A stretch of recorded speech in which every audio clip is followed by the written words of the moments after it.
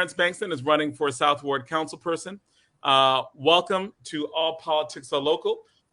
We are glad and honored to have you. We know that you are in a tough race, but as we know on All Politics Are Local, we are always about making sure that we fully give all candidates the opportunity to have great civic discourse, and we want to make sure that all the candidates get a chance to have their voices heard. So welcome, Mr. Bankston. Are you there? Hi, yes. If the background music is too loud, I can step out. You let me know. Actually, right now it's good. Okay, when perfect. the first minute was a little loud, but right now it's good. Okay. Right, so you've been on our show before. We had you on before, and we were glad that you are back. Congratulations for making it to the runoff election in the South Ward. We know that was difficult because there were a lot of different candidates. But we are going to jump right into it. We've got you on for a few minutes right now. So my first question to you is this, and it's going to be a question that we want to try to ask in this one, questions that can really push the candidate. So the first question that we have for you is this. What is there? You are running against, you are not the mayor's pick, right? You are running against the mayor's slate. What parts of the mayor's agenda do you most support? And what will you push back against specifically for the South Ward, right? Like what is there? There's a very popular mayor. There are a lot of different policies that are popular. Which ones do you support? And which ones are you going to push? Which one especially would you push back on?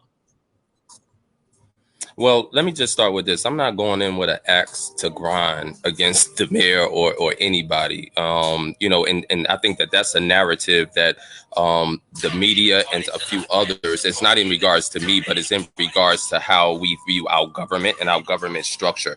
The idea that we can even start, and I do understand that these are questions that was posed by the other candidate, but the idea that we can start an interview like this with the fact that the mayor has made a choice is this not to you. This is just my response to it. Just a point of clarification. Like I ask a lot of different people, but these are not like their questions. They're always as okay. I'm sorry. It was filtered to me that way, so that's why I prior to this thing. But at any rate, the idea of the question, I'm just saying, against the structure of our government. The mayor should not choose a council person. I'm not running to be a mayor's aide. I'm not even running to be a director under the administration. I'm running to be the South Ward council person.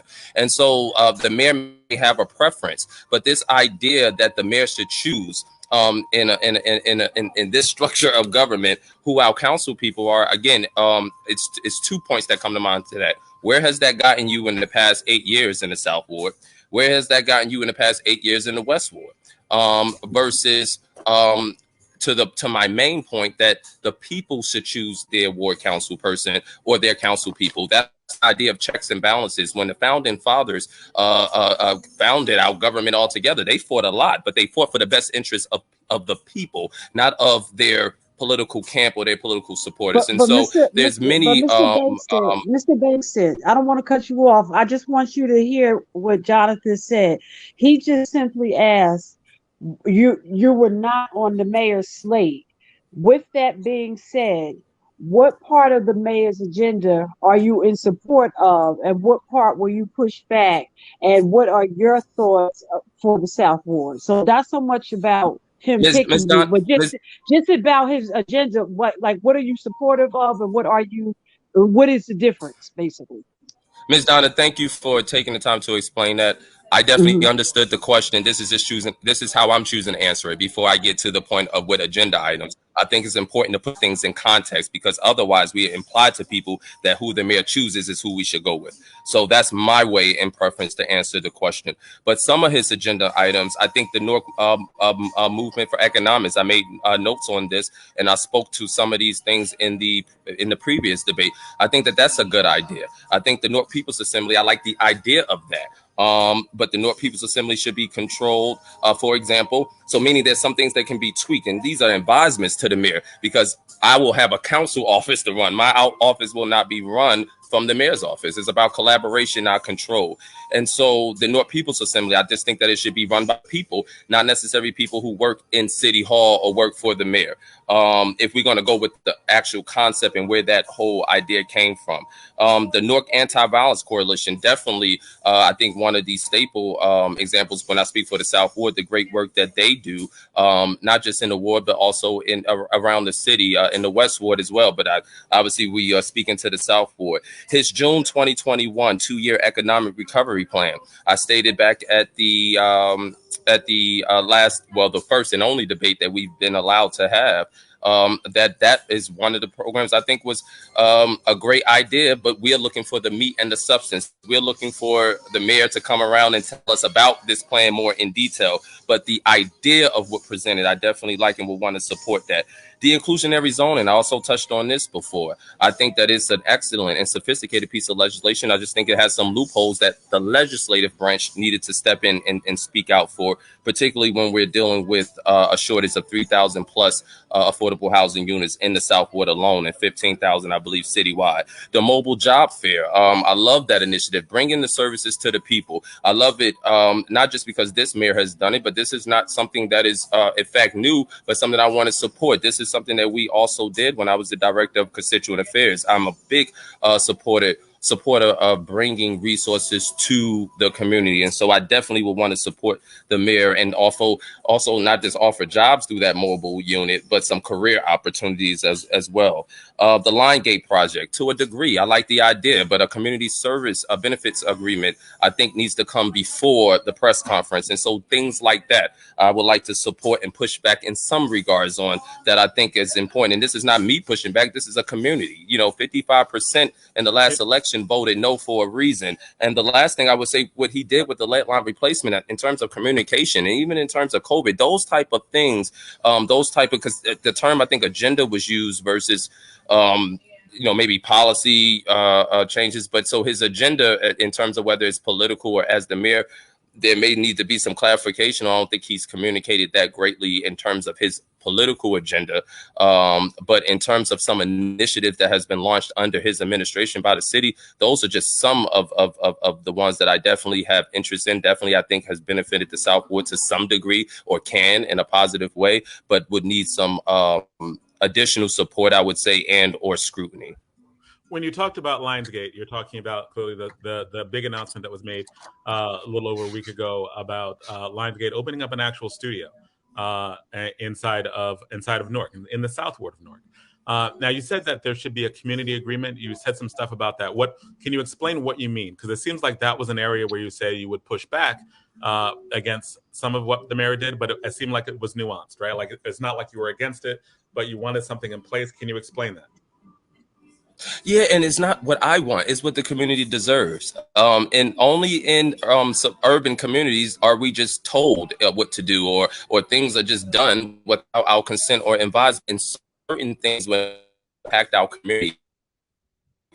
At certain levels, I think that there warrants a conversation with the community, and a community benefits agreement stands for this. It said we're not going to beg for things that we should have been given, or we're not going to plead for things in a post process that we could have had or should have had the opportunity to engage in or have input on. So when we talk about 65 more trucks put in the backyards of poor Latino or Spanish and Black folks, we got to have a conversation about that, but we've been having this conversation. So we see this theme of constantly allowing outsiders to do things like that. That can be not only an environment that not only could be. I'm sorry. You said 65 trucks. Like what? Can you elaborate on that? I'm not sure what you mean by that. Well, that was one of the highlights of the press conference. That was one of the highlights of the press conference, that this new movie, this production studio will not only bring hundreds of more cars to that particular area, which is a different conversation, but 65 more diesel trucks. And so when we talk about that in that area, this has been an issue that many organizations, many community activists have been advocating and for and against in many other regards. And so here comes another challenge. And so it's not a huge thing probably when you get caught up in the Hollywood moment that we can have this Lion Gate studio here, but for those that live here day to day and who've been fighting on the environmental justice lines, this just spits in the face of us. When you So talk about putting, can you break that down in terms of, because you mentioned trucks, but I don't know necessarily what's bad about that, and then you linked it to environmental justice. So, but I'm not understanding. So can you just break that down? sure, absolutely. Diesel trucks in urban communities is a bad thing. It pollutes the air. We recently did a truck count where we saw over 500 trucks in a week span come through near our park, Weekway Park. One thing that your audience or you may not be familiar with, that in suburban areas, this does not happen. Trucks are circumvented around residential areas. Diesel trucks particularly are in school buses, for another example, are not allowed to idle in front of schools the way they are here in our community. And so when you talk about the environmental justice aspect of it, simply placing a warehouse, right? And we have this issue statewide. This is not just a urban issue, but in urban communities, it's often placed not on farmlands because we don't have that. It's placed in residential areas. And so don't be mistaken that having 65 diesel trucks added to the already 500 plus that travel through on a weekly basis, and that's before we highlight not just how they destroy our trees, not just how they destroy our air, not just how they destroy our grounds, but a week after doing with the Southwood Environmental Alliance in collaboration with Clean Water Action and a few other partners, a truck count a couple of weeks ago, one of our natives was killed by a truck traveling irresponsibly across Phelan Avenue. And again, these things are not normal in suburban areas. Is why we have something called EJ, environmental justice communities. EJ communities are poor Black and Latino areas. Why? Because it's okay to. All right. So you just Terrance Bankston, you just like point that I wanted to get at too. jumped way out. That is regulated Right, in other so, areas. hold on a second. You came out. So the last like 15 seconds of what you said, I did not hear. Was that just me, or was he out for a second? No, I think it did on my side too. What was the last point you heard? Thank you, Jonathan. Okay. You Zaid, wait. Do you know exactly? Go back about 20 seconds. You were talking about you were rolling on the question of the environmental impact of excess trucking. And about the truck, Freeland Heights, and the accident. And the impact. And so it's not just on. And so just three probably quick points. That the increased trucks not only pollute the air, which we're already fighting. We're paying through nonprofits for air quality monitoring to go on. Like I said, we did a truck count to show how many trucks 2 weeks ago come through that area. A week after that truck count, one of our natives were murdered by one of those trucks driving recklessly across Phelan Avenue, near our parks, near where community folks move about. And so when people already, come on, you guys complain about the potholes going to the airport and from and throughout the city. And so when we add more trucks with Amazon warehouses and Lion Gate warehouses, where is the give back to the community? Where's the commitment up front? When we have a press conference and we talk about it, and when I see online the wishful thinking of residents, and it's true, right? Oh, Level 1 Bakery is going to get the catering for the studio. We assume these things because we are just excited about Lion Gate going. But if we had a community benefits agreement up front, then Level 1 Bakery, for example, would be, or even Napoli Pizzeria would be at the press conference saying, we got an agreement. We are in agreement. We are going to be a caterer. We are going to be a vendor. And so residents in my community, particularly those who were displaced from Seth Bourne, are like, wait a minute, no more affordable housing. We were put out. Are some of those 500, 600 jobs the mayor promising going to come to us? The Seth Bourne community have a petition going around right now pleading with the mayor to say, well, if there's really going to be 600 jobs, we would like at least 150 of them to go to the people that was displaced and put out, and affordable housing wasn't replaced for. We have to have the mayor, part of his job is to listen to that and deal with that. But that's why we have council people, to be that advocate, to be that partner, to be that collaborator and liaison to the mayor, so he can not just hear these things, he can deal with them, because it's impossible for him to deal with them all by himself. And if we were to look at the past 8 years, his partnership with his choice as a council person has not done well by at least the majority of those who vote in the South Ward. We can say that. So I know we're coming down toward the end. Donna or Zaid, do you have any follow-up questions to ask? No, I would just, Mr. Banks said, I think a community reinvestment act, or like you said, an agreement is very important. So I think, and bringing the the legislation to the people and hearing what you said, I like what you said in the beginning, that um, only in our communities do people come in our communities and dictate what's going to be there and not ask us. So outside of that, can you tell us some of the things that you want to initiate that is different um, from the mayor's policies and or agenda? Yes, and I think again, I'm not trying to. My job is to support the mayor as a council person. The job is to support the mayor when he should be supported, and to check the mayor when he should be checked. That's what checks and balances But no, is no, no. for. But I'm talking No, no, about the no. I'm not. more And people. no, Yeah, I I, just I, want I, to know. I Yeah. hear you. It's just I'm talking to.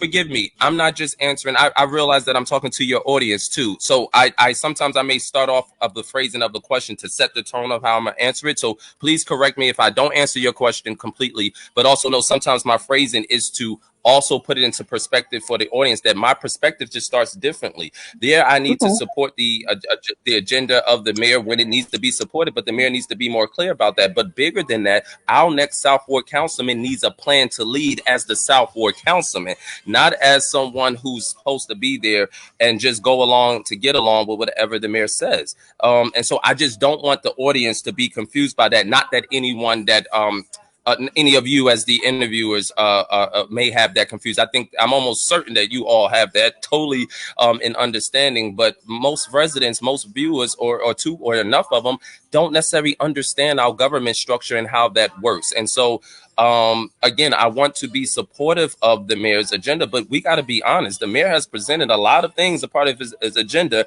as a headline, and there hasn't been deliverables. So we're not going to go there. And again, I'm not running for mayor, I'm running for council, but I understand the difference too.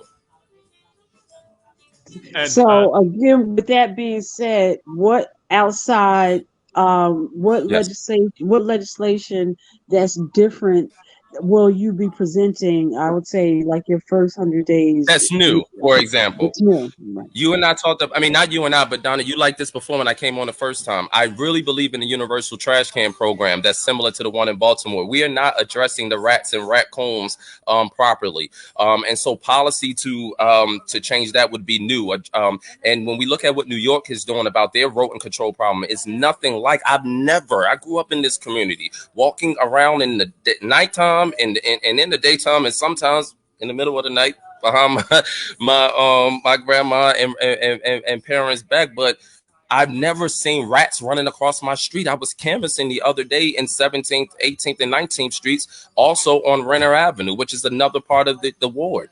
And as I'm going, I see young girls doing jump rope in the street.